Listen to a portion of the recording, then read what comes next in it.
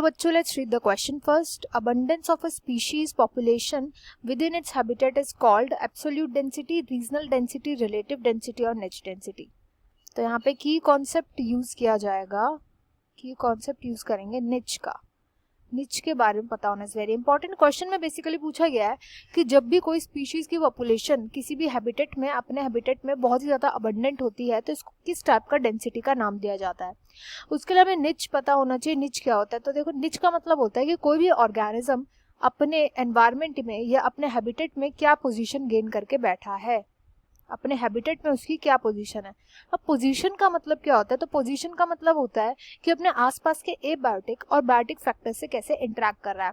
तो एबायोटिक का जैसे एग्जांपल हो गया कि उसको कितना सनलाइट चाहिए, उसको क्या टेम्परेचर चाहिए सर्वाइव करने के लिए, उसको कितना वाटर चाहिए सर्वाइव करने के लिए, एटसेट्रा. जो भी ये सब चीज़ें होती है, ये सब एबायोटिक फैक्टर्स होते हैं. जब हम इन सब की बात करते हैं along with the biotic factors, biotic factors का मतलब हो जाएगा कि वो किसको प्रिडेट करता है, किसका प्रिडेटर है, वो किस स्पीशीज का प्रिडेटर है, किस पे वो प्रे करता है, कौन सी स्पीशीज का वो प्रे है, किस तरीके से वो इंटरैक्ट करता है दूसरी स्पीशीज के साथ, उसका इंटरैक्शन, ये भी एक बायोटिक फैक्टर हो जाएगा. किस ट्रॉफिक लेवल पे वो प्रेजेंट है, ट्रॉफिक लेवल, किस रेट से वो रिप्रोड्यूस करता है, क्या उसका फूड है, उसको क्या शेल्टर चाहिए होता है. जब इन सभी एस्पेक्ट की हम बात करते हैं तो हम बात कर रहे हैं पोजीशन की. उस हैबिटेट में एक पर्टिकुलर ऑर्गेनिज्म की क्या पोजीशन है.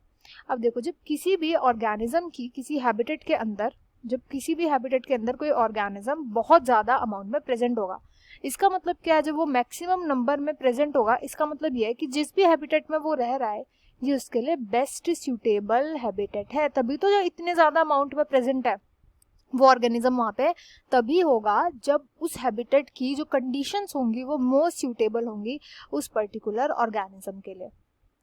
तो इसलिए इस फिनोमिना को बोला जाता है ऑप्शन डी निच डेंसिटी. तो इस क्वेश्चन का राइट आंसर होगा ऑप्शन डी निच डेंसिटी. फिर जो बाकी की तीनों टर्म है दे आर वेरी इररिलेवेंट. अगर हम इकोलॉजी के रिस्पेक्ट में बात करें तो इसलिए बाकी की तीनों विल बी इनकरेक्ट. तो यार राइट आंसर होगा option D. I hope you understood well. Best of luck and thank you.